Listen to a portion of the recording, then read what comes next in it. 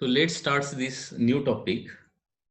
The name of the topic, this is topic number 9 and name of the topic is current electricity. Okay. So initially let's see what we are going to study in this topic. Okay. So in this current electricity topic, we are going to study first Kirchhoff's laws. Okay. Kirchhoff's laws. Initially we are going to study Kirchhoff's laws. Kirchhoff's laws कुठले कुठले आहेत? Basically दोन Kirchhoff's laws आहेत. एक आहे किर्शॉफ्स current law आणि दुसरा आहे किर्शॉफ्स व्होल्टेज लॉ. त्याला काय म्हटलं जातं? केसीएल केव्हीएल असं म्हटलं जातं. KCL and KVL, these are very important laws. After Kirchhoff's laws, we are going to study the Wheatstone network. Okay. Next part that we are going to study is Wheatstone's network. म्हणजे हा जो part आहे 12th standard मध्ये असणारा part जो आहे तो खूपच इझी आहे, लक्षात घ्या. Okay. Board point of view जो टॉपिक आहे स्टडी करायला लागलोय तो खूप इझी आहे. तुम्ही स्टडी केल्यानंतर तुम्हाला लक्षात येईल की हा टॉपिक म्हणजे पूर्वीचा मॅग्नेटिक इफेक्ट तुम्ही स्टडी केलाय त्याच्याही पेक्षा खूप इझी आहे, लक्षात घ्या. Wheatstone network. व्हेटस्टोन नेटवर्क नंतर नेक्स्ट आहे व्हेटस्टोन नेटवर्कचं modification, that is meter bridge. After meter bridge we are going to study potentiometer. Okay, and after potentiometer we are going to study ammeter and voltmeter. So this is the total content of this topic. Okay, current electricity या टॉपिकचं एवढं सगळं content असणार आहे आणि एवढ्या सगळ्या गोष्टी आपल्याला इथं शिकायला मिळणार आहेत. आणि थोडक्यात किर्चॉफ्स लॉ सोडला तर बाकी सगळे काय आहेत? इलेक्ट्रिकल इन्स्ट्रुमेंट्स आहेत. व्हेटस्टोन नेटवर्क हे एक इन्स्ट्रुमेंट आहे. Metre bridge also one measuring instrument. Potentiometer is also one measuring instrument, and ammeter and voltmeter, this is also a very important measuring instrument. Okay, तर first of all Kirchhoff's law study करूया. Kirchhoff's law study करण्यासाठी काही terms तुम्हाला माहिती असणं आवश्यक आहे. त्या टर्म्स कुठल्या कुठल्या आहेत बघा. First is the electrical network म्हणजे काय. Okay, first is the electrical network.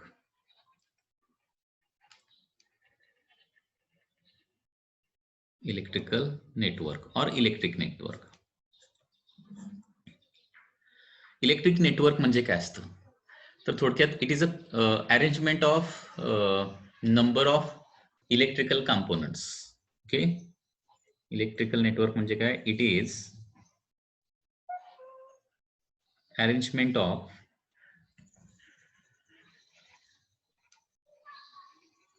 number of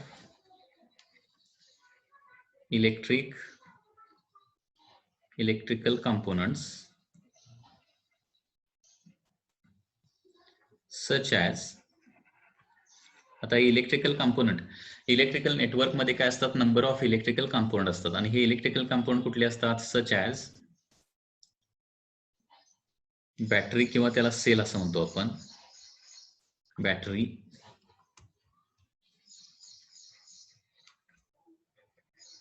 register, capacitor,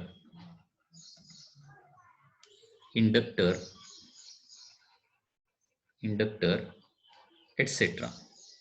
Okay, so it is arrangement of number of electrical components such as battery, resistor, capacitor, etc. so as to form a number of junction and loops. Number of junctions and loops. Okay, त्याला आपण electrical network म्हणतो. So electrical network मध्ये काय असणार आहे? Electrical कंपोनेंटची थोडक्यात arrangement असणार आहे आणि ते अरेंजमेंट अशा प्रकारे असेल की जेणेकरून त्याच्यामध्ये काय होतील? Number of loops and junctions form होतील. आता याच्यामध्ये एक महत्वाचा वर्ड आलाय की जंक्शन म्हणजे काय. Okay, next is the junction. म्हणजे इलेक्ट्रिकल नेटवर्क मध्ये काय असणार आहे? जंक्शन असणार आहे. तर इलेक्ट्रिकल जंक्शन किंवा जंक्शनचा मीनिंग काय बघा. What do you mean by junction? So it is the point in electrical network, electric circuit where two or more conductors are joined together. Junction म्हणजे काय असतं? It is point in electric circuit or electric network at which number of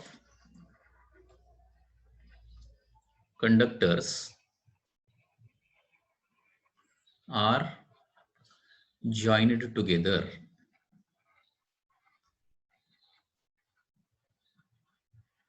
Okay, it is the point in electrical network at which number of conductors are joined together. म्हणजे junction हा काय असणार आहे, electric circuit मधला एक point असणार आहे आणि त्या पॉइंटला काय केलेले असणार आहेत, नंबर ऑफ कंडक्टर्स म्हणजे 2 किंवा 2 पेक्षा जास्त कंडक्टर काय केलेले असणार आहे, तिथं एकत्र येत असणार किंवा ते एकमेकाला जॉईन केलेले असणार आहे. That is called as junction. Okay,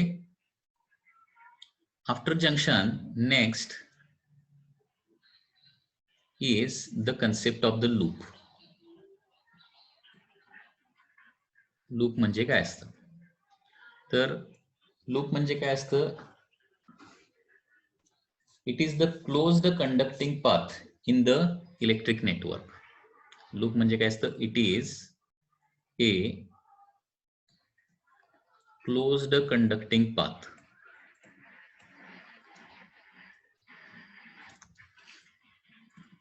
in electric network. Okay, loop म्हणजे काय असणार आहे, एक क्लोज्ड कंडक्टिंग पाथ असणार आहे. तो कुठल्याही शेपचा असेल, मग तो सर्कल असेल किंवा ट्रायंगल असेल किंवा रेक्टँगल असेल किंवा स्क्वेअर असेल किंवा पेंटॅगॉन किंवा एनी अदर, तर तो क्लोज्ड कंडक्टिंग पाथ असला पाहिजे. ओके, त्याला काय म्हणणार आहे आपण, लूप असं म्हणणार आहे. And next is the branch. Next is the concept of the branch.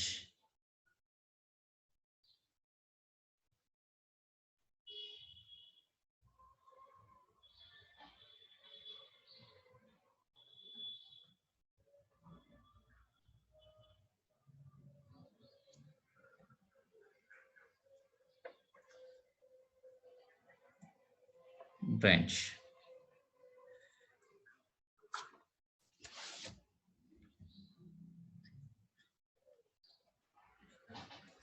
म्हणजे इलेक्ट्रिक नेटवर्क मध्ये लक्षात घ्या, हे काही महत्वाचे पॉइंट्स आहेत, ते तुम्हाला माहिती पाहिजे. जंक्शन, जंक्शन म्हणजे काय, it is the point in electrical network at which number of conductors are join together. Loop म्हणजे काय असणार आहे, it is the closed conducting path in the electrical network. And third is the branch. Branch म्हणजे काय, any path in the network which joins two junctions. Okay, दोन जंक्शनला join करणारा जो पाथ असणार आहे त्याला काय म्हणतो आपण, ब्रँच असं म्हणतो. ठीक आहे, तर इथपर्यंतचा पाठ लक्षात आला का बघा, काय डाऊट असला तर विचारा. एक एक्झाम्पल घेऊया म्हणजे तुम्हाला लक्षात येईल. Suppose there is a electrical network like this.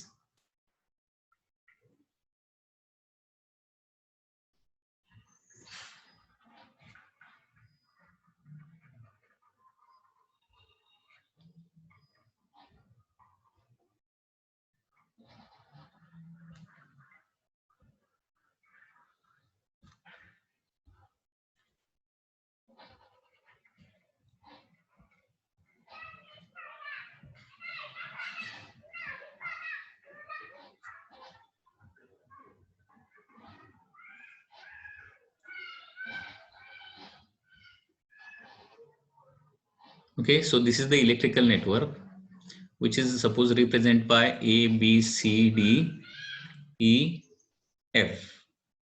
Okay, आता इथे जंक्शन म्हणजे काय काय येणार आहेत बघा. जंक्शन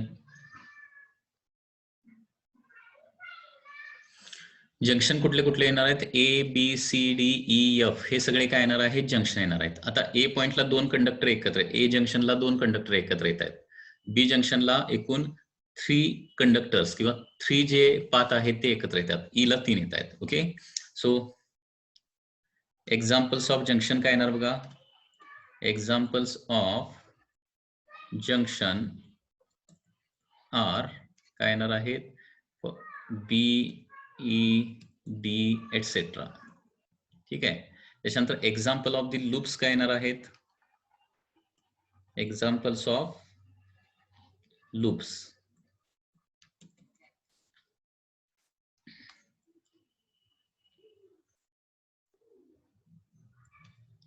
लूपचे एक्झाम्पल काय काय येणार आहेत?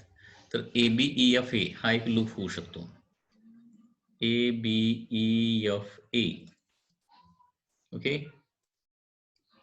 After that BCDEB. BCDEB.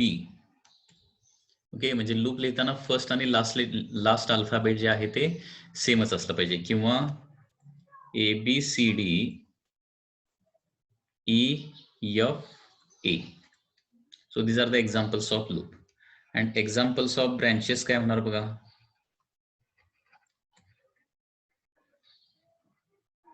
Branches चे एक्झाम्पल्स. तर A to B ही एक ब्रँच झाली, कारण A जंक्शन आणि B जंक्शनला जॉईन करणारी लाईन, किंवा B to E, किंवा E to F, etc. So these are called as branches. तर या पद्धतीने हे एक इलेक्ट्रिकल नेटवर्क आहे, आणि या इलेक्ट्रिकल नेटवर्कमध्ये जंक्शन, लूप आणि ब्रँच याचा मिनिंग तुम्हाला आता लक्षात आलेला असेल. ठीक आहे. आता आपण जाऊया किर्चॉफ्स लॉज कडे. हे खूप महत्वाचे लॉज आहेत. सर्किटचे प्रॉब्लेम जर सॉल्व्ह करायचे असतील तर हे किर्चॉफ्स लॉज तुम्हाला माहिती असणं आवश्यक आहे. किर्चॉफ्स लॉज एकूण 2 आहेत. First is called as Kirchhoff's first law. Okay. पहिला जो लॉ आहे त्याला किर्चॉफ्स फर्स्ट लॉ म्हटलं जातं, किंवा त्याला हा जंक्शनशी रिलेटेड आहे आणि म्हणून त्याला काय म्हटलं जातं? किर्चॉफ्स जंक्शन लॉ असंही म्हटलं जातं. Kirchhoff's junction law. आणि हा करंटशी रिलेटेड आहे, म्हणून याला तिसरं नाव आहे Kirchhoff's current law.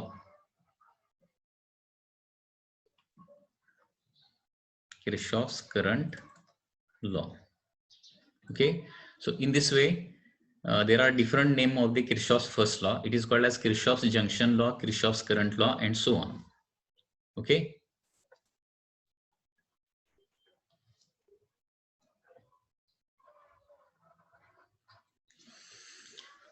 so let's write the statement of Kirchhoff's first law. याचं स्टेटमेंट कसं येणार बघा. खूप सिंपल स्टेटमेंट आहे. हा जंक्शन से रिलेटेड आहे, म्हणून फर्स्ट वर्ड लिहायचा आहे at any junction. At any junction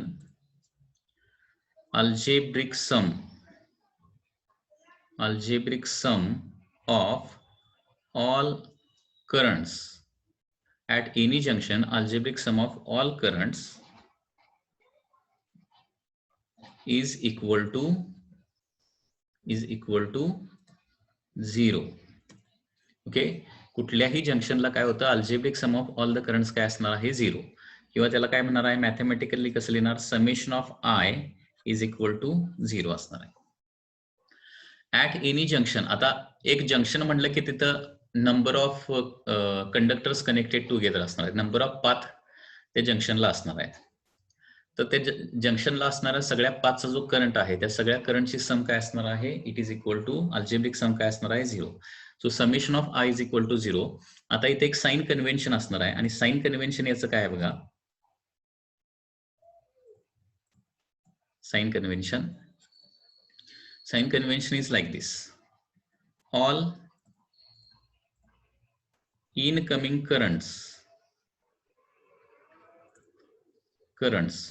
to a junction are taken as positive.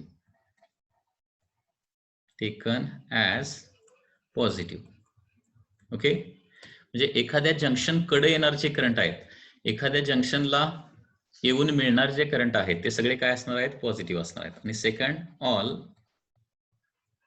Outgoing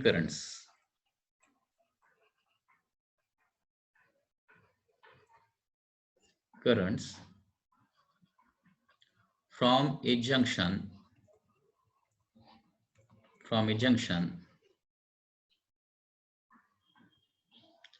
are taken as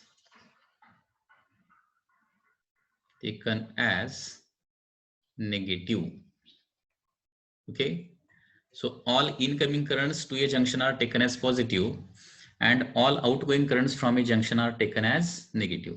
म्हणजे इनकमिंग पॉझिटिव्ह घ्यायचे आणि आउटगोइंग निगेटिव्ह घ्यायचे. ओके, याचं एक एक्झाम्पल बघूया. सपोज हा एक जंक्शन का आहे, this is junction P and these are the number of currents.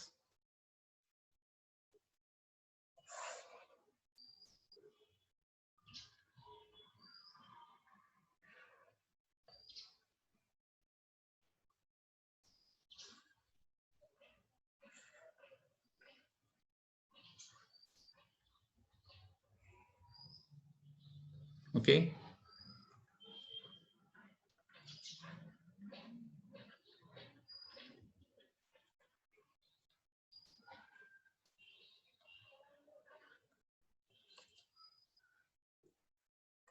so these are the number of current. आता किर्शॉफ्स करंट लॉला किंवा किर्शॉफ्स फर्स्ट लॉला नेहमी आपण कसं रिप्रेझेंट करणार आहोत, KCL. In short it is called as KCL. हे लक्षात ठेवायचं. म्हणजे इथून पुढे प्रत्येक वेळी किर्शॉफ्स फर्स्ट लॉ किंवा जंक्शन लॉ असं सगळं म्हणणार नाही, बाय KCL म्हणणार, लक्षात घ्या. तर by KCL at junction P. Okay, P या जंक्शनला बाय KCL काय येणार आहे, algebraic sum of all the currents is equal to 0. या जंक्शन P ला असणारे सगळे करंट कुठले आहेत, I1, I2, I3, I4, I5 आणि I6. या सगळ्याचे सम काय असणार आहे, 0 असणार आहे. आता याच्यामध्ये साइन कन्व्हेन्शन अप्लाय करायचं आहे. Incoming are taken as positive, outgoing are taken as negative. So I1 काय असणार आहे, it is positive, I2 negative, I3 negative, I4 positive, I5 positive and I6 negative. Okay, I1 positive का घेतला, कारण it is incoming आहे. I2 का आहे, positive आहे का निगेटिव्ह आहे, इट इज आउटगोइंग असल्यामुळे काय असणार आहे, निगेटिव्ह. I3 देखील आउटगोइंग आहे. म्हणजे जंक्शन कडे येणारे पॉझिटिव्ह घ्यायचे, जंक्शन पासून दूर जाणारे काय करायचे आहेत, निगेटिव्ह घ्यायचे. ओके, या पद्धतीनं हा किर्शॉफ्स लॉ आहे, लक्षात घ्या. ठीक आहे. So to any junction, at any junction, algebraic sum of all the currents is equal to 0. So summation of I is equal to 0. आणि इथं साइन कन्व्हेन्शन काय येणार आहे, all incoming currents are taken as positive, outgoing currents are taken as negative. आता इथं आणखी एक महत्वाची गोष्ट आहे, ती म्हणजे काय, तर हा KCL जो आहे तो कुठल्या लॉवर बेस्ड आहे. आता बघा, इथं जेवढा करंट एखाद्या जंक्शनला येतोय तेवढाच करंट काय होतोय, इथून निघून जातोय. बरोबर आहे ना. KCL नुसार काय होतंय, एखाद्या जंक्शनला जेवढा करंट येतोय तेवढा सगळा करंट काय होतोय, निघून जातोय. म्हणजे थोडक्यात आपण असं म्हणू शकतो की जेवढा चार्ज इथं येतोय तेवढाच चार्ज सगळा काय होतोय, निघून पण जातोय. बरोबर आहे ना. सो इथं महत्वाची ही नोट आहे. So this KCL is based on law of conservation of charge. लक्षात येते, किर्शॉफ्स करंट लॉ जो आहे तो कशावर बेस्ड आहे, it is based on law of conservation of the charge. So charge can neither be created nor be destroyed, it can only be converted from one charge can neither be created nor be destroyed, it can only be transferred from one part of the system to the another part of system. So it is based on the law of conservation of the charge. Okay, so this is all about Kirchhoff first law, KCL. KCL चा part आपण study केलेला आहे. आता based on KCL काय करूया, इथे एक example दिले बुक मध्ये, ते एक्झाम्पल सॉल्व्ह करूया. Example 9.1. So in this example, it is given like this.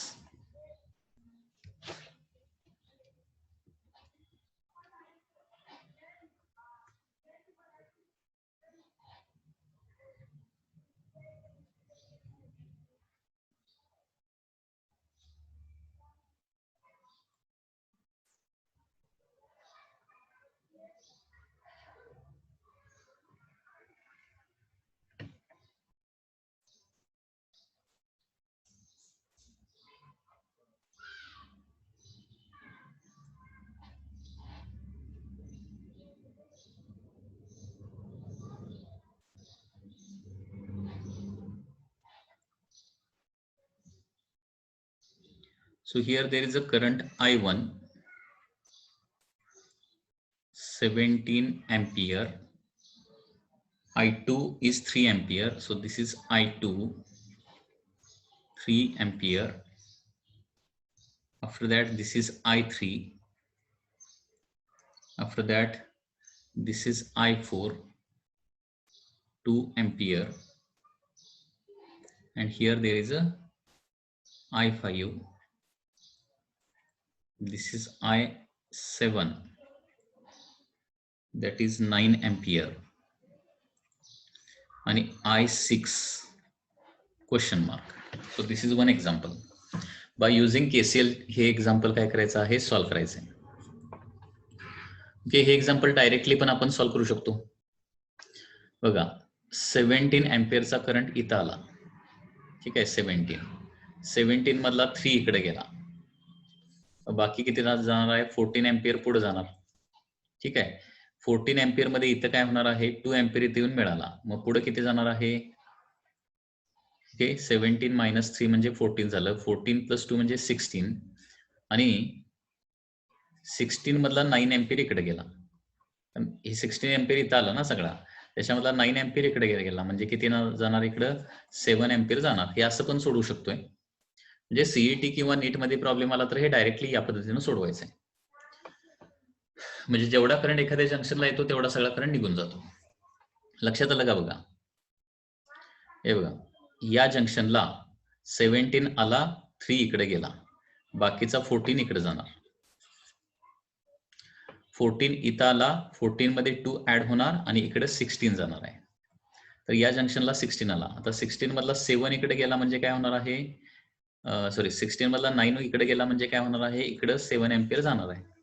So that is your answer. आता हे कसं सोडवायचं बघा. Suppose this is point A किंवा this is junction A, this is junction B and this is junction C. Okay, ABC. So at by KCL at junction A.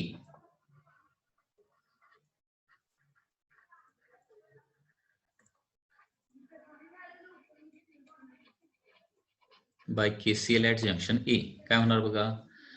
Junction A C related current कुठले आहेत, I1, I2, I3 आहेत.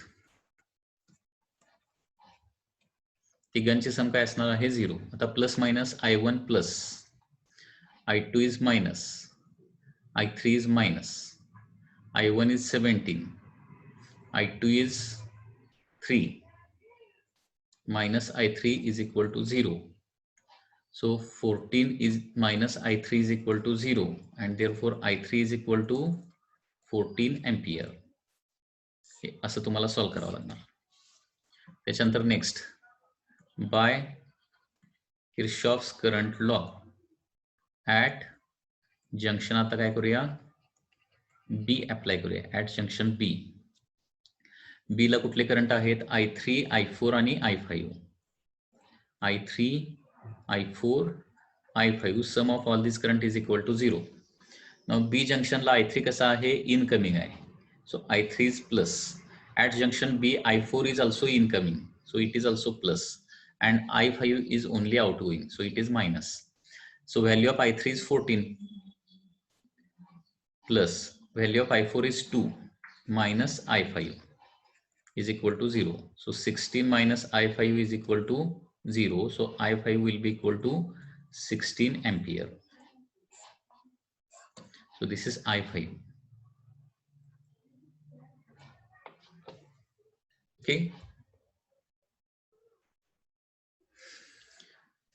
And after this, next is by KCL at junction C.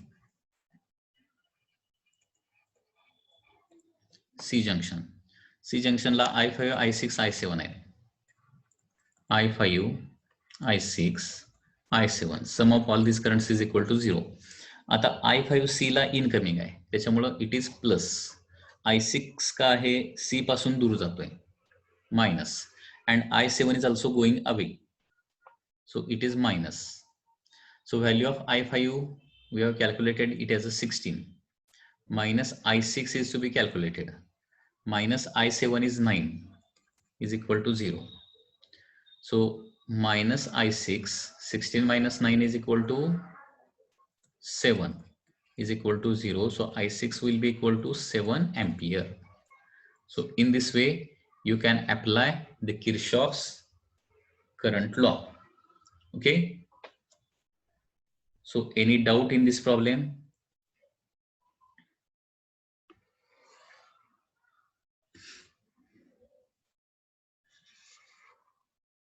काय doubt असला तर विचारा. This is the Kirchhoff's current law.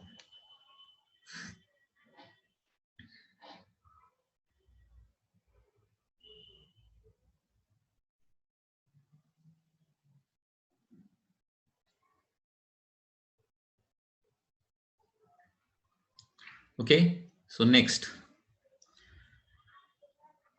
second part is Kirchhoff's voltage law now. Kirchhoff's voltage law. Kirchhoff's voltage law किंवा Kirchhoff's second law लिहूया. Second law कुठला आहे? Kirchhoff's second law. It is also called as, it is related to loop, and therefore it is called as Kirchhoff's loop law. And this is related to voltage. It is related to the potential difference, and therefore it is called as Kirchhoff's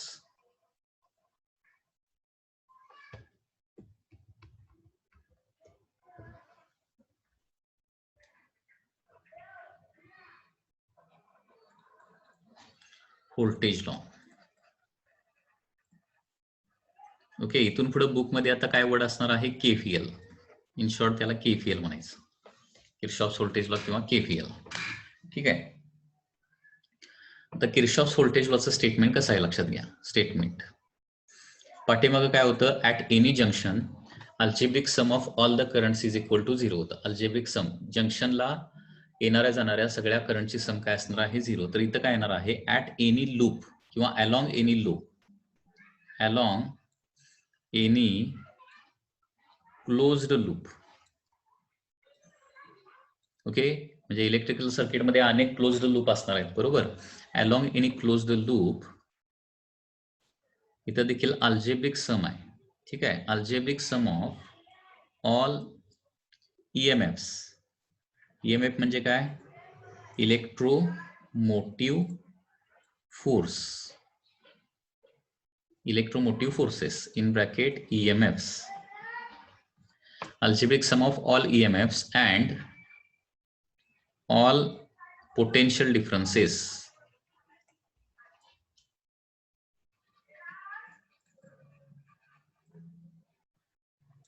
त्याला काय म्हणायचं? PDs.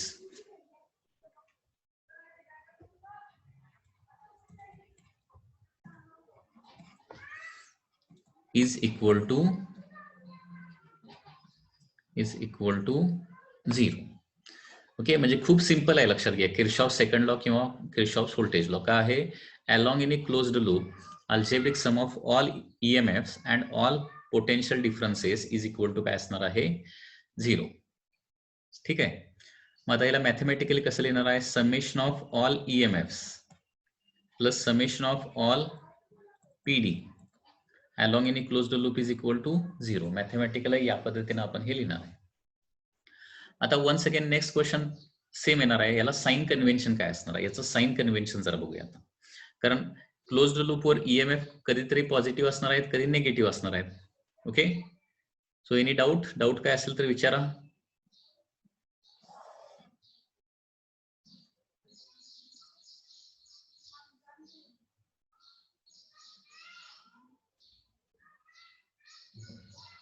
EMF आणि पीडीतला difference काय? EMF कुठं असतो? तर सेलला EMF असतो. Okay, प्रत्येक सेलला स्वतःचा काहीतरी ईएमएफ असतो, इलेक्ट्रोमोटिव्ह फोर्स असं म्हटलं जातं. म्हणजे ऍक्च्युअली ईएमएफची डेफिनेशन जर सांगायचं झाली तर ती अशी होणार: amount of energy supplied by cell to circulate 1 coulomb charge once round complete circuit, त्याला ईएमएफ असं म्हणतो. म्हणजे थोडक्यात सेलचं व्होल्टेज, कुठल्याही सेलचं व्होल्टेज म्हणजे ईएमएफ, एवढं सध्या लक्षात ठेवा. ओके, सो ईएमएफ कुणाला असतो, त्या ईएमएफ कुणाला असतो, सेलला असतो. म्हणजे सर्किटमध्ये जेवढे सेल असणार तेवढे ईएमएफ असणार आहेत, किंवा एखाद्या क्लोज्ड लूपवर जेवढे सेल असणार तेवढे ईएमएफ असणार आहेत. आणि पोटेन्शियल डिफरन्स कुठं असतात, तर पोटेन्शियल डिफरन्स हे रजिस्टर किंवा कॅपॅसिटर किंवा इंडक्टर किंवा म्हणजे इलेक्ट्रिकल नेटवर्क मध्ये काय असतात, सेल्स असतात, रजिस्टर्स असतात, कॅपॅसिटर्स असतात, इंडक्टर्स असतात. तर पोटेन्शियल डिफरन्स कुठं असणार, जिथं जिथं हे सेल सोडून बाकीचे जे एलिमेंट आहेत त्याला पीडी असणार आहे, पोटेन्शियल डिफरन्स. ओके, सो रजिस्टरला पोटेन्शियल डिफरन्स येणार, किंवा कॅपॅसिटरला पोटेन्शियल डिफरन्स येणार, किंवा इंडक्टरला पोटेन्शियल डिफरन्स येणार, सो ऑन. लक्षात आलं. सो ईएमएफ कुठं बघायचा, सेल जवळ, आणि पीडी कुठं बघायचा, पोटेन्शियल डिफरन्स कुठं बघायचा, रजिस्टर जवळ. म्हणजे हे बघा पुन्हा एकदा, एक क्लोज्ड लूप असेल तर त्या लूपवर जेवढे सेल असतील तेवढे ईएमएफ असणार, ठीक आहे, आणि जेवढे रजिस्टर असतील तेवढे पीडी असणार. कारण या टॉपिक मध्ये फक्त रेझिस्टन्सेस असणार आहेत सर्किटमध्ये, कॅपॅसिटर इंडक्टर काय नसणार आहेत, ठीक आहे.